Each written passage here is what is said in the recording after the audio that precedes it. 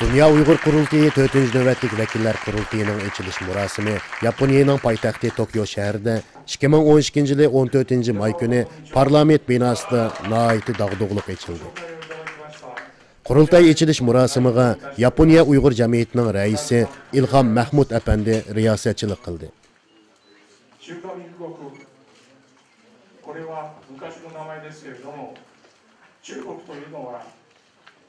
共産主義の一党独裁の国であります。Dünya Uyghur Qurultayı rəisi Rabia Qadir xanımның bu növbətlik qurultay murasiminin açılış nutqidan keyin qurultayning şərəf mehmonlaridan Yaponiya parlament əzası Takeyo Hiranuma əpəndi söz qılıb mundaq dedi. Biz erkinlik, demokratiyani qoğdaymiz. Biz Cungo hökumətinin insan erkinligini boğuduğan qilmishiga yol qo'ymaymiz. Demək biz sizlar bilan bir səpdə. Biz Uyg'urlarning erkinligi, mustaqilligini qo'lga keltirishiga yordam qilamiz. Bu navbatlik qurultayning g'albilik bo'lishiga tilakdoshman.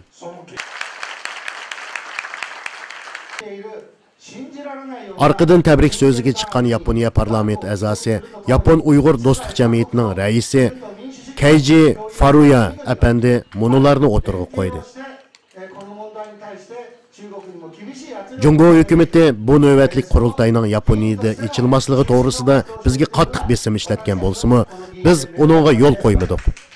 1949 yılı Cungo Uyg'urlarning dövlətini besib oldi. O çağda Uyghur zimindagi Xitoylarning nüfusi 5% edi.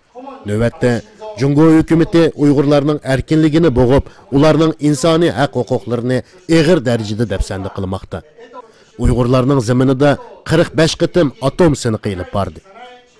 Ularning tabiiy boyligini xohlagancha talon-taroj qilmoqda. Uyg'ur madaniyatini vayron qilib atadi. Uyg'urlarning tilini, dinini cheklab, ularni assimilyatsiya qilib tugutishga tirishmoqda. Biz buningga hargiz qarab tura olmaymiz va yo'l qo'ymaymiz. Rabia Qadir xonimga chuqur Nobel mukofoti berilishi kerak.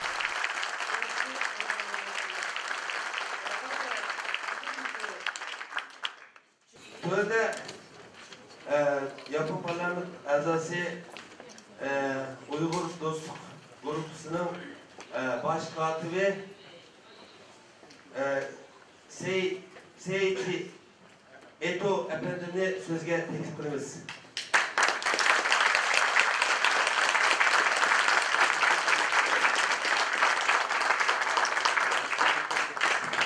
Parlament a'zosi Seichi Eto apandi tabrik so'ziga chiqib mundaq dedi.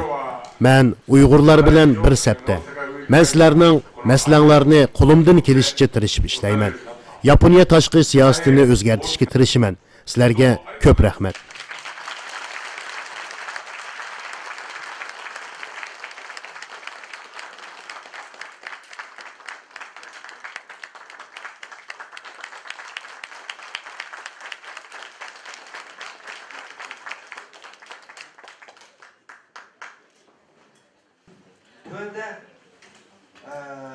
Yapon parlament a'zosi, Yapon Uyg'ur do'stlik guruhining a'zosi Hakubo Shimomura apandini so'zga chiqaramiz.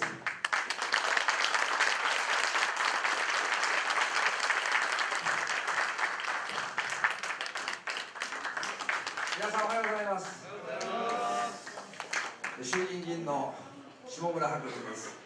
私も自民党の Parlament a'zosi Hakobun Shimomura apandi tabrik so'zi qilib mundaq dedi. Dünya Uyghur Qurultayı 4-nji navbatlik vakillar qurultayı mana hozir echilyotidi. Mana bu bir haqiqat, reallik. Biz sizlarni qo'llaymiz. 2009-yildagi 5-iyul qirg'inchiligidan xabarimiz bor. Xitoy hukumatining Uyg'urlarga zo'ravonlik qilayotgan qilmishini dunyoga anglitishimiz lozim. Bir davlatning mustaqilligini qo'lga keltirish mushaqqatli bir jarayon. Biz sizlar bilan bir safda, biz sizlarga yordam qilamiz.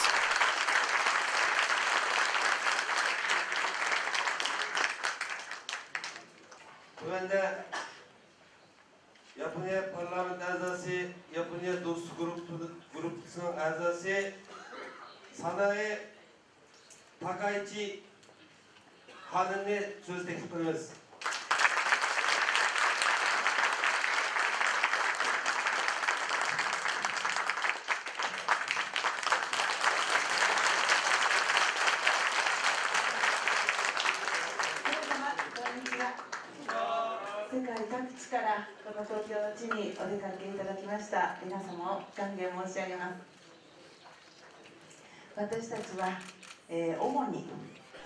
Parlament a'zosi Saniya Takaichi xonim tabrik so'ziga chiqib mundaq dedi. Xitoy hukumati Uyg'urlarning madaniyatini, tilini yo'qotamiz deydi.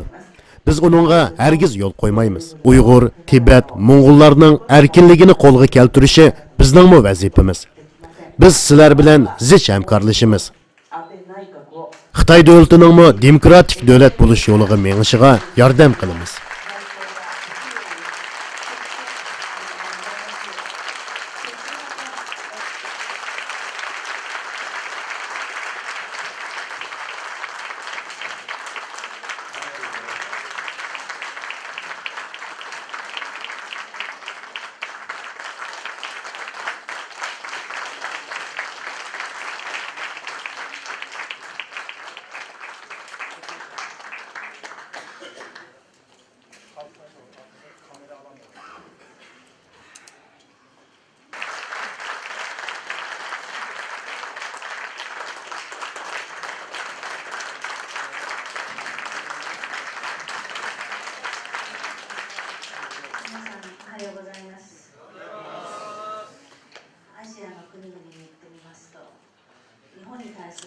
Yaponiya Siyosiy tadqiqot institutining mudiri Yoshiko Sakurai xonim so'zga chiqib mundaq dedi.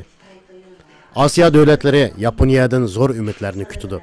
Yaponiya cho'qim Osiyodagi Uyg'urlarga o'xshash asoratdagi millatlar erkinligini, mustaqilligini qo'lga keltirib, demokratiyani kengaytirish uchun cho'qim moliya, texnika va diplomatik kuchini ishga solishi, Uyg'urlarga yordam qilishi lozim.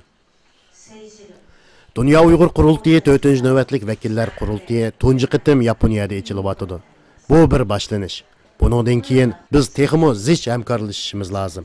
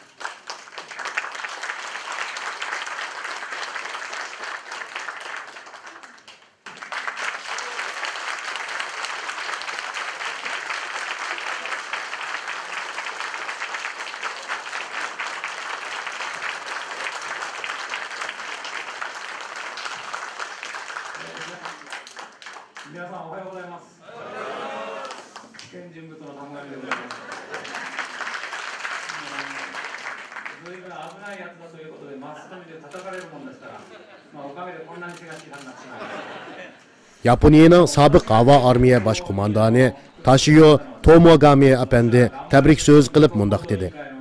Men Yaponiyadagi eng xatarlik odam.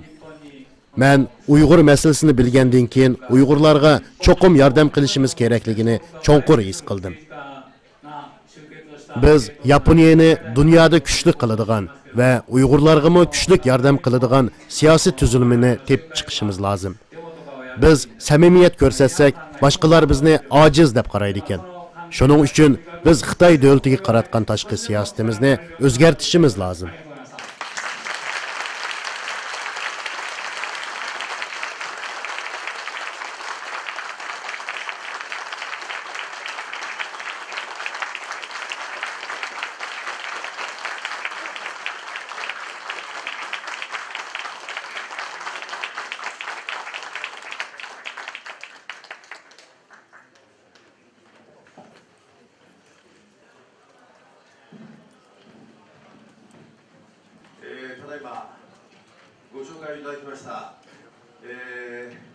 Yerlik parlament a'zosi Akida Kosyo apandi tabrik so'z qilib mundaq dedi.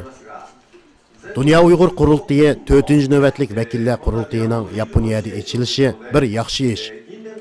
Biz Osiyodagi millat davlatlarning ishonchisiga erishishimiz, Uyg'urlarga o'xshash mustaqilligi uchun kurash qilayotgan millatlarga kuchlik yordam qilishimiz lozim.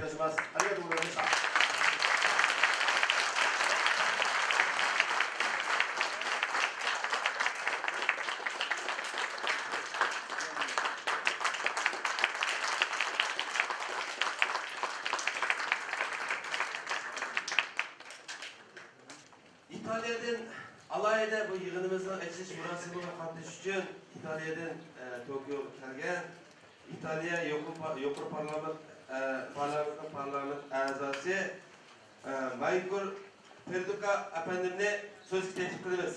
Merhaba.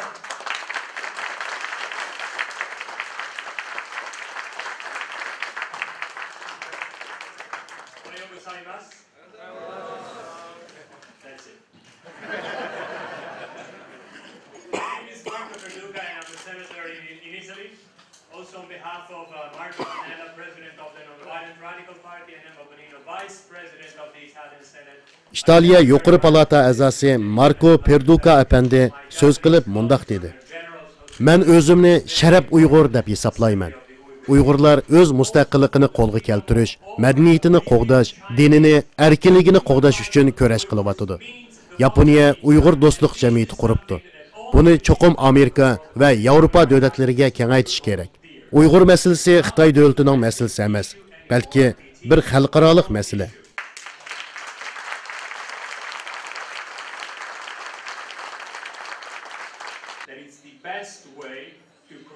Xitoy hukumatini kishilik huquqi hurmat qiladigan qonun davlati bo'lish yo'liga mengishga yordam qilish kerak.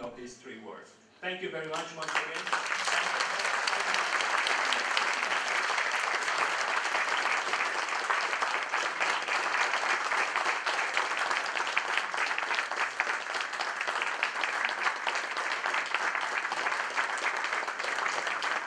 Amerika demokratiyani ilgari surish fondunun muavin başlığı Ruisa Hanım'la söz teklif ediyoruz.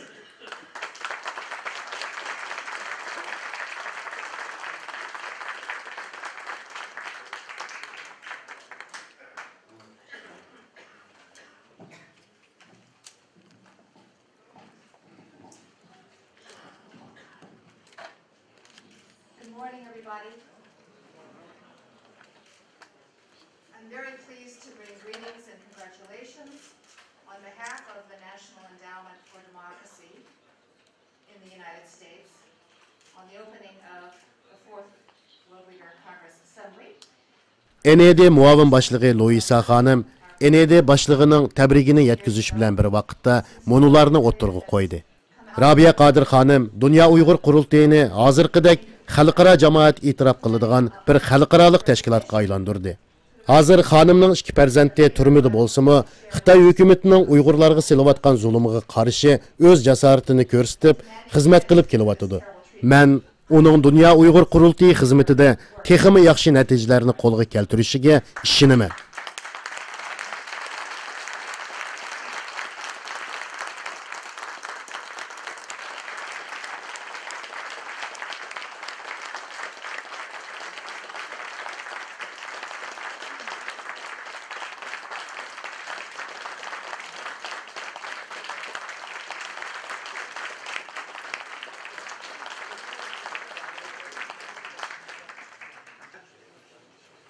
Rafto Fondu'nun sabık reisi Arun Efendi'ne söz teklif ederiz.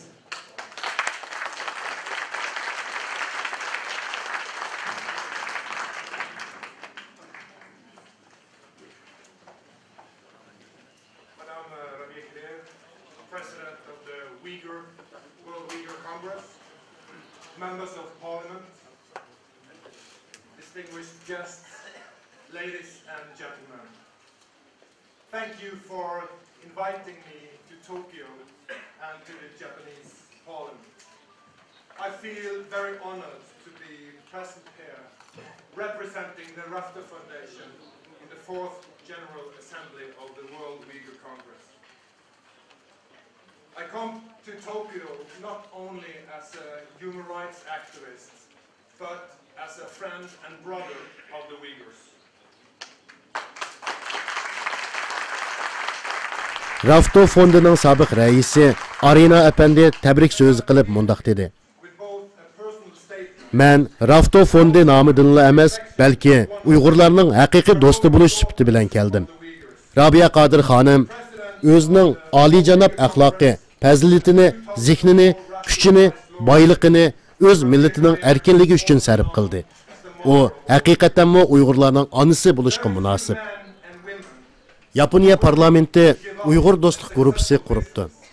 Men buningdan bek xursand bo'ldim. Navbatda Uyg'urlar nihoyat ichinishli ahvolda turmoqda. Uyg'urlar Yaponiya parlament a'zolariga o'xshash kuchli siyosiy yo'llarga muhtoj. Men qurultayning g'albilik echilganligini qizg'in tabriklayman.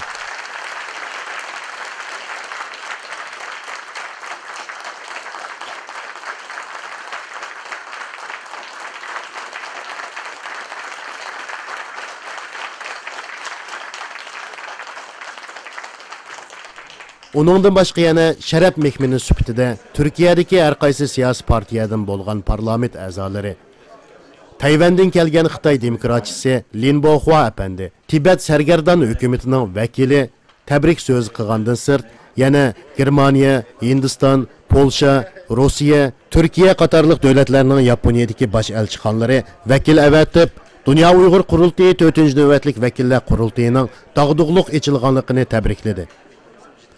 Qurultayning echilish murosimi shu yer vaqti atigan soat 10 da boshlanib, 12 da oxirlashdi.